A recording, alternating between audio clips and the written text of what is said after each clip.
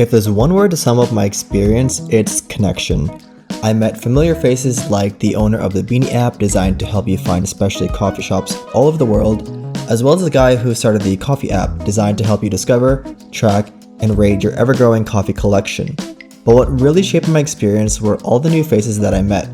Coffee lovers can be a bit crazy sometimes, but it's the love for the bean that truly unites us all. So if you haven't already, get to know your local coffee shop, strike up a conversation with a stranger, and you'd be surprised how easy it can be to connect over a good cup.